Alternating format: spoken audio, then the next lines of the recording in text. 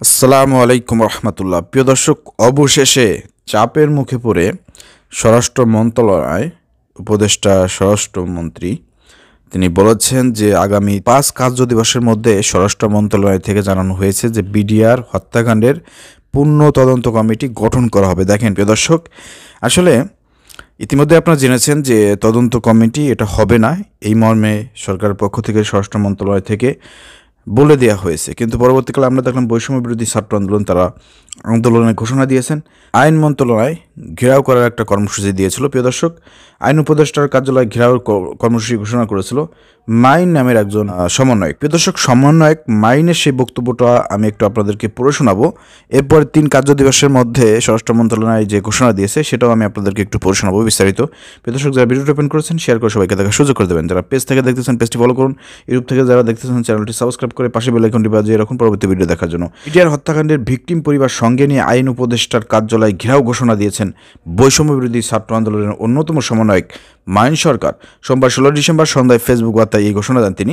ঘোষণা অনুযায়ী মঙ্গলবার 17 ডিসেম্বর বেলা 11টায় কেন্দ্রীয় শহীদ মিনারে জমায়েত হয়ে সচেতন ছাত্র নাগরিককে এই ব্যানারের কর্মসূচি পালিত হবে। ফেসবুক পোস্টে মাইন সরকার বলেন, দায়িত্ব গ্রহণের 4 মাস অতিবাহিত হওয়ার পরও বিডিআর হত্যাকাণ্ডের বিচার নিশ্চিত করতে না পারা হলো এই অন্তর্বর্তীকালীন সরকারের একটি চরম ব্যর্থতা। বিডিআর হত্যাকাণ্ডের বিচার নিশ্চিতে কমিশন গঠনে গড়িমসি করে এই সরকার দেশের তামাম জনগণের আকাঙ্ক্ষার বিরুদ্ধে অবস্থান নিয়েছে, যা স্পষ্টতই প্রহসনের শামিল। অপরদিকে 71-এ বাংলাদেশের অপময় মুক্তিকামী জনতার অর্জিত বিজয়কে পার্শ্ববর্তী রাষ্ট্র ভারত তাদের নিজেদের জয় বলে আখ্যা দিয়ে বিভ্রান্তি ছড়াচ্ছে। এমত অবস্থায় বিডিআর হত্যাকাণ্ডের বিচার নিয়ে অবহেলা করা এবং ভারতের এমন ইতিহাস বিকৃতির স্পষ্ট প্রতিবাদ না জানানো আমাদের স্বাধীন বাংলাদেশের সার্বভৌমত্বের জন্য হুমকি স্বরূপ। এরই প্রতিবাদে জুলাই গণঅভ্যুত্থানের একজন নগণ্য অংশীদার হিসেবে আমি মাইন সরকার বিডিআর হত্যাকাণ্ডের ভিকটিম পরিবারগুলোকে সঙ্গে নিয়ে আগামীকাল 17 ডিসেম্বর আইন উপদেষ্টার কার্যালয় ঘেরাও করব। আমার সঙ্গে যদি কেউ নাও যায়, এমনকি পুরো বাংলাদেশের একজনও যদি আমার পক্ষে না থাকে, তবুও আমি আমার এই দৃঢ় অবস্থান থেকে বিন্দুমাত্র পিছু হটব না। কোনো ভিনদেশি পারশক্তি কিংবা হাজারো শহীদের রক্তের বিনিময়ে ক্ষমতা আসীন হওয়া এই অন্তর্বর্তী সরকার যদি আমার বিরুদ্ধে অবস্থান নেয়, তবুও আমি বিডিআর হত্যাকাণ্ডের বিচার নিশ্চিতে আমৃত্যু লড়ে যাব। এই বিচার নিশ্চিত না করা পর্যন্ত সংস্কার কার্যক্রম কিংবা কমিশন গঠনের নামে দীর্ঘ সুট্রিতার কোনো পদক্ষেপ আমি গ্রাহ্য করব না। আগামীকাল সকাল 11টায় সচেতন ছাত্র নাগরিকের সঙ্গে কেন্দ্রীয় শহীদ মিনারে দেখা হবে ইনশাল্লাহ।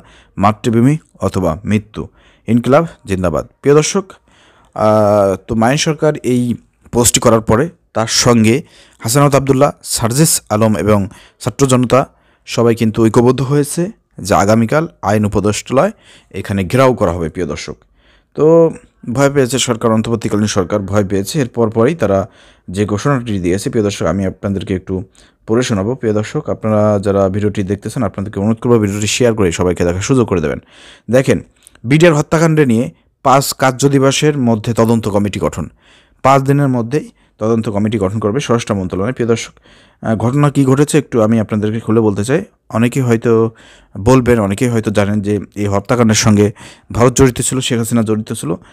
তো ভারতের নাম এবং বাংলাদেশের অনেক গুরুত্বপূর্ণ ব্যক্তিবর্গের নাম উঠে আসবে বলেই এই তদন্ত কমিটি বন্ধ করে দেওয়া হয়েছে, বিচার কাজ স্টপ করে রাখা হয়েছে। প্রিয় দর্শক, বিষয়টা আমরা একটু ঢাকা পোস্টের নিউজ থেকে আমরা একটু জানার চেষ্টা করবো যে বিডিআর হত্যাকাণ্ডের ন্যায় বিচার নিশ্চিত করতে আগামী 5 কার্য দিবসের মধ্যে তদন্ত কমিটি গঠন করা হবে বলে জানিয়েছেন স্বরাষ্ট্র উপদেষ্টা লেফটেন্যান্ট জেনারেল মোহাম্মদ জাহাঙ্গীর আলম চৌধুরী।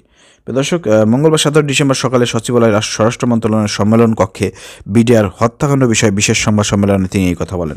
প্রিয় দর্শক, তার মানে আমরা বুঝতে পারলাম যে অন্তর্বর্তীকালীন সরকার তারা 4 মাসে ব্যর্থ হয়ে গিয়েছেন এবং ছাত্র জনতার জনরোষে তারা পড়তে শুরু করেছে। জানেন যে আগামীতে তাদের চেয়ার থাকবে না, গদি থাকবে না। আসলে যারা বর্তমান আপনার এই যে অন্তর্বর্তীকালীন সরকার আছে 2-1 বাদে, এবং যারাও 2-1 ছিল সমন্বয়কদের মধ্যে, আপনার হাসিবকে, তারপরে আপনার ওই নাহিদকে আমরা যাদেরকে দেখতে পাচ্ছি, এরাও কোনো না কোনোভাবে হানি ট্র্যাপের মধ্যে পড়ে যাচ্ছে অথবা বিভিন্ন লোভ লালসার মধ্যে পড়ে যাচ্ছে।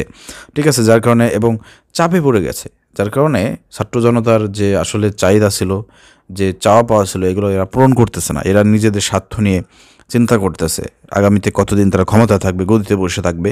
আসলে এই অন্তর্বর্তীকালীন সরকার ইতিমধ্যে ব্যর্থ হয়ে গিয়েছে। তারা এখন পর্যন্ত কোনো একটা কাজ সঠিকভাবে সুন্দরভাবে করতে পারে নাই, জনগণের আশা আকাঙ্ক্ষা তারা পূরণ করতে পারে নাই। এটা না করার পিছনে এখানে আমরা যেটা বুঝতে পারতেছি, বাংলাদেশে ভারতের দালাল রয়ের এজেন্ট ডেইলি স্টার, প্রথম আলো থেকে শুরু করে বিভিন্ন রকমের রয়ের এজেন্টরা গুরুত্বপূর্ণ পদে বসে আছে, অথবা তারা লোক সেখানে বসিয়ে রেখেছে, যার কারণে এই অন্তর্বর্তীকাল সরকার কোনো কাজ করতে পারতেছে না। ডক্টর ইউনূসের কোনো কিছু করার ক্ষমতা নেই, এককভাবে তিনি কোনো কিছু করতে পারতেছে না। দুর্নীতিবাজদেরকে বড় বড় পদে পদায়নিত করা হচ্ছে। প্রিয় দর্শক, অচিরেই আমরা বলতে চাই যে এই অন্তর্বর্তীকালীন সরকার দেশের জনগণের আশঙ্কা যদি পূরণ করতে না পারে, আপনারা ছেড়ে দেন, চেয়ার ছেড়ে দেন, রাজনৈতিক ব্যক্তিবর্গ আছে, সামনে নির্বাচন দিয়ে দেন, নির্বাচনে যার জনগণের সরকার প্রতিষ্ঠিত হোক, সরকার ক্ষমতা আসা পরই সংস্কার করবে এবং যেখানে যা আছে সব পরিবর্তন করবে। প্রিয় দর্শক, যারা ভিডিওটি দেখতেছেন আপনারা শেয়ার করুন, ওনাকে দেখার সুযোগ করে দেবেন। ধন্যবাদ সবাইকে। আসসালামু আলাইকুম রহমতুল্লাহ।